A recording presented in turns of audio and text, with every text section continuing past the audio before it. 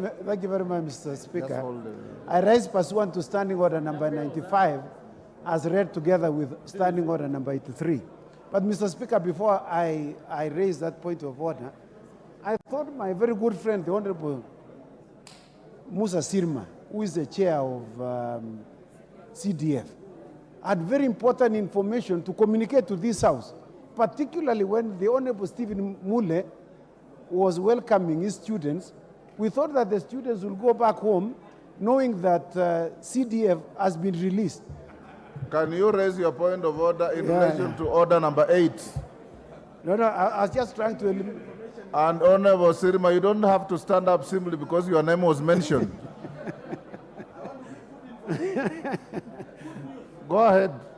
You want no, Chepkonga. Yes, go ahead. Raise your point of order. Thank you very much, Mr. Speaker. Musa Sirma, take your seat.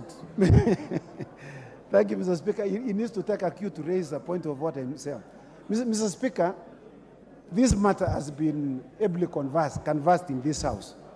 And, Mr. Speaker, without anticipating debate in the next standing order, in the next debate, Mr. Speaker, which is extremely very important, it has exercised the minds of Kenyans. What is your point of order? Mr. Speaker, my point of order, would I be in order in accordance with Standing Order number 95, as read together with 83, that the Speaker be called upon to reply, not the mover be called upon to reply, because this matter has already been spent, Mr. Speaker. In fact, when issues were discussed the last time, what I wanted to discuss, Mr. Speaker, was also being discussed by another member. So I thought I became redundant. So I thought it is important that the mover be called upon to reply so that we can move to the most important debate, which is disturbing Kenyans, and we need to sort out this before Baba is appointed as the chairman of AU. I thank you, Mr. Speaker. Before I exercise that discretion, I'll allow Honorable Mbandi, who is a ranking member of this House, to exhaust his time. Mr. You have Speaker, a point of order, Honorable Otienda Molo. Order, Musa Mr. Sirma. Speaker, the Honorable Chepkonga is a ranking member and is my friend, and in recent times we've been co-chairing a very important subcommittee on CDF. But Mr. Speaker, when he stands on Standing Order 95 to persuade you to exercise your discretion, knowing that on the day the debate on this matter started, I and him were busy representing this House in another important matter, and I, among others, have not had the opportunity to say a bit. He is not only misleading, he is being unfair to the rest of us. So, Mr. Speaker, I want to urge you not to accept that invite. This is a very important matter, Mr. Speaker, as you know, that has invited interpretation by the court. As a House, we got it wrong the first time. It is important to get it right the second time without rushing. I submit, Mr. Speaker, and I was the first in this House this afternoon waiting to speak to this matter. Thank you, Mr. Speaker. Honorable Mbadi. Yes. Thank you, Mr. Speaker. Mr. Speaker, I think I had 3 minutes left to make my contribution. And Mr. Speaker, there is something that worries me with this bill. Looking at clause number 4, and a few members have spoken to it.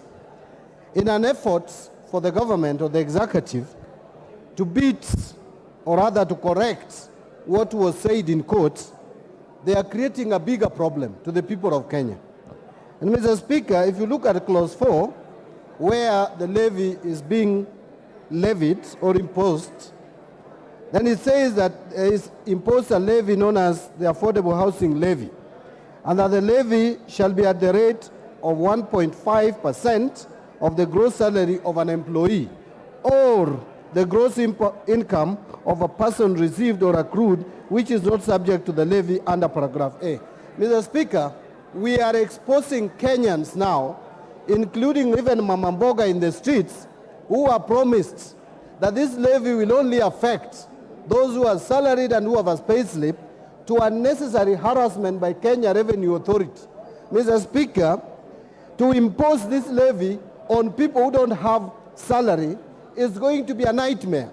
And what we are doing, in short, is to allow the Kenya Revenue Authority officers to now be snooping and harassing Kenyans, including even farmers, Mr. Speaker. Because what this particular provision means, in short, is that if you go to your farm, get your maize, and you sell it, you are supposed to be taxed, or a levy is supposed to be imposed on the produce that you get from your shamba.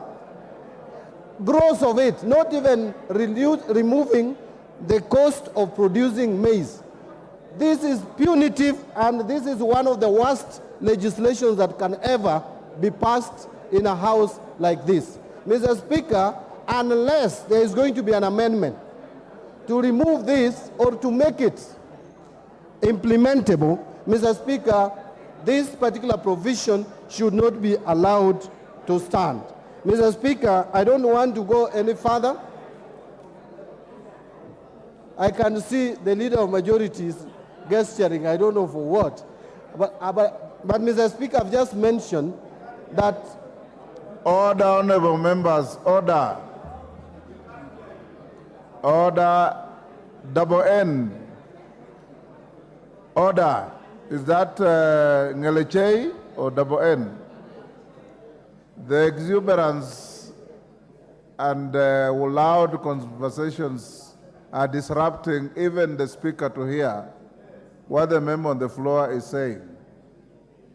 Mr. Speaker, what I was saying was very important, so I may need to repeat it. Mr. Speaker, the provision under Clause 4 is very, very, very dangerous.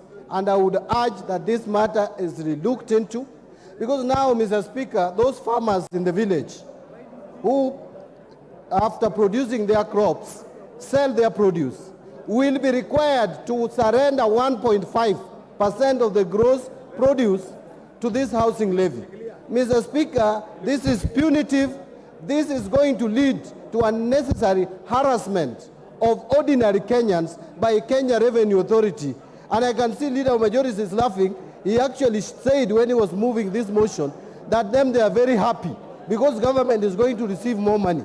But why should you be happy when the same hustlers are suffering, Mr. Speaker, just because you are getting more money to do things that are not so clear, like housing, providing houses to people who we don't even know. Mr. Speaker, this is something that needs to really be looked into and removed from this law, even though the judiciary mentioned about discrimination.